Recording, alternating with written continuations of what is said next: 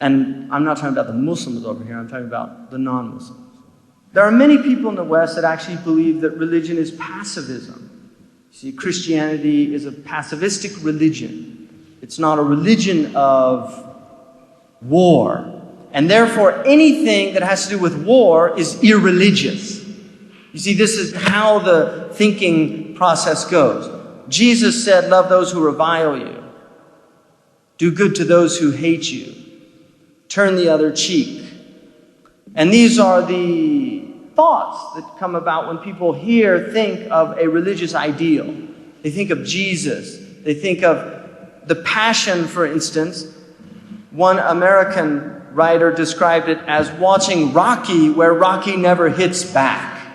So that's the ultimate form of pacifism. I mean, they're whipping you, they're torturing you, they're nailing you to a cross, and there's absolutely no resistance.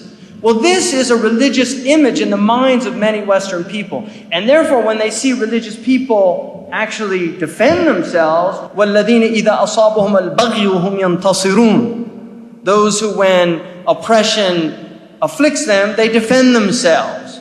أُذِنَ لِلَّذِينَ يُقَاتِلُونَ بِأَنَّهُمْ ظُلِمُوا وَإِنَّ اللَّهَ عَلَى نَصْرِهِمْ لَقَدِيرٌ. That there's permission has been granted to those who are oppressed, who have been persecuted. Because they're oppressed, permission's been granted for them to fight, to defend themselves. I mean, these are Quranic verses. وَقَاتِلُهُمْ حَتَّى لَا تَكُونَ فِتْنَةً. And fight them until there's no fitna. I mean, this is what Allah subhanahu wa ta'ala says. وَقَاتِلُوا فِي سَبِيلِ اللَّهِ. Fight in the way of Allah. الَّذِينَ يُجَاهِدُونَ فِي سَبِيلِهِ بِأَنفُسِهِمْ وَأَمْوَالِهِمْ. This is what Allah subhanahu wa ta'ala says in the Quran. So this is the religious view that is rejected in the West. But that rejection is actually a fallacy in the minds of very shallow, superficial people that know nothing of their own tradition. They know nothing of their own tradition. Those people that see religious people defending themselves are rejecting a foundational principle in every single religion, including Buddhism. In one of Buddhist texts, because everybody associates Buddhists with pacifists. I mean, the Buddhists say, don't just do something, sit there. So Buddhism is the ultimate pacifistic religion. The Buddhist tradition, they actually say in the Mahaparinirvana Sutra,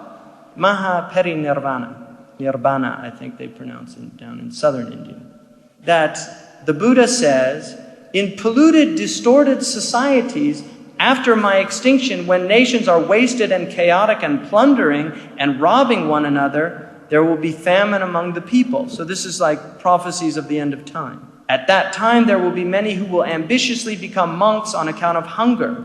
These people will be nothing but bad men who drive out any moral, dignified, pure renunciants they see, even killing or maiming them. For this reason, I now permit people, so he's saying this 3,000 years ago, I now permit people who uphold the religious precepts to be accompanied by armed laymen. If rulers, officials, grandees, or laymen bear arms for the sake of protecting religion, even though they bear arms, they are said to be upholding the precepts of the Buddha. And that's in an authoritative Buddhist text. So it's very clear that the Buddha allowed for protecting yourself. If you look at the Christian religion, there are indications in the gospel. Do you have a sword? No. Let he who hath not a sword sell his garment and purchase a sword. Then Peter, when he raises his sword as the men are coming in, he said, he who takes up the sword will die by the sword. I mean, that could be interpreted as a strategic, because Peter was going to spread his mission after him. That could have simply been a strategic, don't use the sword, we're outnumbered.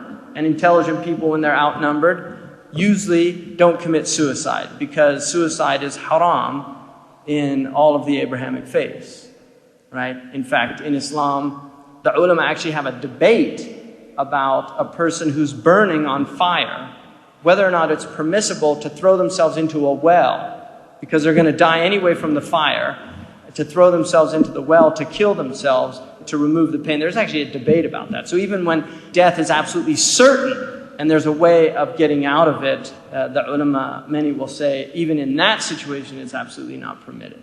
So here's an example from Buddhism. In Christianity, St. Augustine, who's one of the earliest theologians, writing in the late 4th and early 5th century, St. Augustine developed the just war theory that permitted Christians to defend themselves. And he gave certain conditions, that it was a just cause, that there was proportionality. In other words, that you used the amount of force that was needed to remove whatever threat it was and did not exceed that. And then obviously that non-combatants weren't killed, these type of things. So Christianity is filled with St. Thomas Aquinas, in his writings, goes into great detail about Christian warfare. And in fact, the Christians outlawed the crossbow because they considered it cruel and unusual. But they only outlawed it for the inter-Christian warfare.